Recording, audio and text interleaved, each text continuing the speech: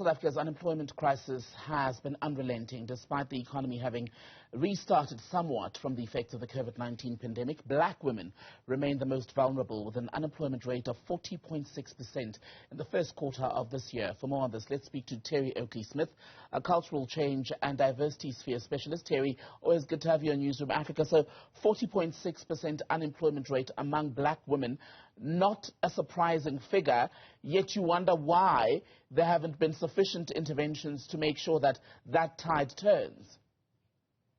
Yes, it's a shocking indictment, I'm afraid, on our government. And I think that even the efforts that have been made to ensure that there is employment among women, and particularly among black women, have not succeeded. I mean, if one looks, for example, Thembekile, at the Employment Equity Act, there is a designated group for whom employment should be preferred. And this group includes, obviously, black South Africans, coloured South Africans, those of Indian descent, persons with disabilities, and all women. And what so many companies have done is look at the all women and employ women who look like me, who are white women. And that still, after the act was passed in 1998, still hasn't been amended. And I do think that should be a critical point for our Department of Labour and Employment, to remove white women from this designated group, since we are overrepresented in most organisations now. So that would certainly be one issue that might begin to make a difference. But I also think, Thembekile, that it's a sort of cradle-to-grave issue. I mean, if one thinks about a young black baby girl being born in a rural area and the kind of health services offered, electricity probably non-existent, water probably has to be fetched. When she gets into school, the schooling is inferior. It starts right at birth. And unless we really improve our approach to social services, education and health, I think we're still going to be running into this problem. I mean, unemployment among youth is a huge problem. That 67%, I mean, it's an alarming figure, of our youth are unemployed. I mean, it's a figure we should all be incredibly ashamed of and trying to do something about. Right. And of course, the majority of those are black youth, and the majority of the black youth are black women. So it's a kind of going on and on kind of cycle. So I want to pick up on the point you were making earlier around law and policy, right? In this country, the accepted norm is that when there is a vacancy, an opening for a job, black and women candidates should be given preference. But as you say, that is still not working to the benefit of black job applicants. Do we need more policy to change that? I would imagine we need something a bit further than just something in black and white. You know, I think we do have policy, but the policy is not being monitored and evaluated, and so many organizations are not complying with the policy and getting away with not complying. And the other thing that happens is that when black women are employed, in many organizations, they're not progressed. So they will stay at that entry-level position for a long time and then become disheartened and leave the organization. So I think it's really a situation where organizations need to look at not only how can we recruit and attract more black women, but how can we keep them? Because it shows worldwide, Thembekile, that where there are equal numbers of men and women, or where there are many women employed in organizations, those organizations are more successful. They're more creative. They're more innovative. So it makes business sense. So apart from the government not effectively monitoring the act, it just doesn't, I can't understand why organizations won't do it in any case. And then, of course, the other problem in organizations with policy is that there is a huge gender pay gap in many organizations. Men are paid more than women, and black women are paid the least of all for doing work of the same value as, say, a man or a white woman. And that also is really problematic if one is trying to bring more black women into the workplace. So the gender pay gap continues to be a problem. In spite of our constitution saying that there should be equal opportunities for men and women of all races, it's not happening on the ground. What do you say then to people in 2022 South Africa who still say that it's time to get rid of affirmative action and triple BEE and hire, quote, solely on merit? Well, first of all, I think there is huge merit in many black women, certainly many of the black women I know, so that even if that was the case, there should be far more black women employed. I think it's more of a case of let's employ somebody who looks like me.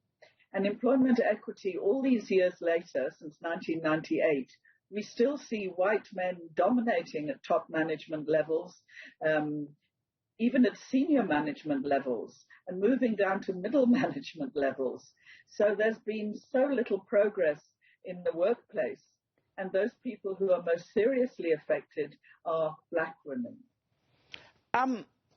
There's a serious financial squeeze now at the moment, and middle-class people are cutting down. They talk about cutting down their expenses. When you're already a young black woman who's poor and a job seeker, that leaves you, doesn't it, with very limited options?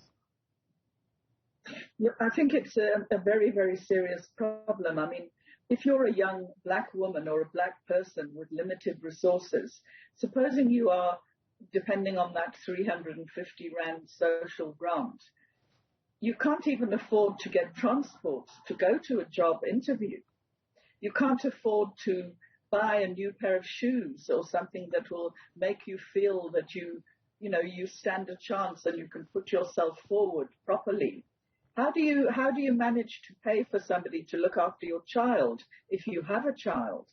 I mean, there are so many barriers for young black women trying to enter the job market. Clearly, they also exist for poor, unemployed black men, but they're exacerbated. Black women have to work anyway. Most black women who are in formal employment are also spending as much time in uninformal employment, looking after the home, looking after children, ironing, washing, cooking. And there's a huge amount of time taken up in that. So many women who would have the opportunity, who have the potential, are not able to seize the opportunity because so much of their time is taken up. And I'm glad, Terry, that you mentioned something as practical. I'm glad that you mentioned something as practical as not having the right clothes, right? Because often when we talk about unemployment and employment equity, we have very highbrow conversations. We look at the number of people at top management, middle management level. But if you're black and poor in this country, just getting a foot in the door already has so many obstacles. I mean, I can count on one hand the number of people that I went to school with who had a driver's license at 18, who, for example, could afford to take on an unpaid internship in another province. That is a very practical barrier. And until we've ironed out those sort of issues, even getting a 19, 21-year-old through the door is still an issue. No, absolutely. I mean, quite apart from, being able to dress oneself and have enough to eat, to maintain the energy, the transportation. And if you live in a rural area, it's even more difficult. There may not be transport. And it's not surprising that the most serious unemployment of black women is in the poorest provinces, Limpopo and the Eastern Cape. Those women have even less opportunity to find jobs than women living, for example, in Gauteng, where there are far more jobs available, obviously. And I think it's very much more difficult for women living in rural areas to be able to, for all the financial reasons and the reasons that you suggest, Hembekile, but how do they manage to leave? Who is going to look after the homestead? if they then leave on the off chance of maybe being able to find a job. So I think the barriers are enormous, and some we can do something about. We can do something about education. We can do something about the paucity of social grants. And once we look at the actual organizations, we can do something about the systemic problems that pervade those still. How do we hold the leadership accountable for some of these failures? Sorry, Tembekile, I didn't hear that last question. My question was about how do we begin to hold the leadership of this country and even corporate business accountable for these failures that further exacerbate inequality in our society? You know, it's such an important question. I think, first of all, that the Employment Equity Act must really be reviewed, and the issue of white women must be taken out of the designated group. Thereafter, I mean, organizations are allowed to set their own targets, Tembekile, and very often they set quite expansive targets for employing black women, but they don't actually meet their targets. And since there's no monitoring and evaluation, there's no recourse. So I think the government must be much more hard-headed about monitoring and evaluating the process of employment equity. I think that would make a start. And also, in terms of the gender wage gap, I think there should be far more done to look at why there is such a large wage gap in so many organizations that negatively affects women, but black women in particular.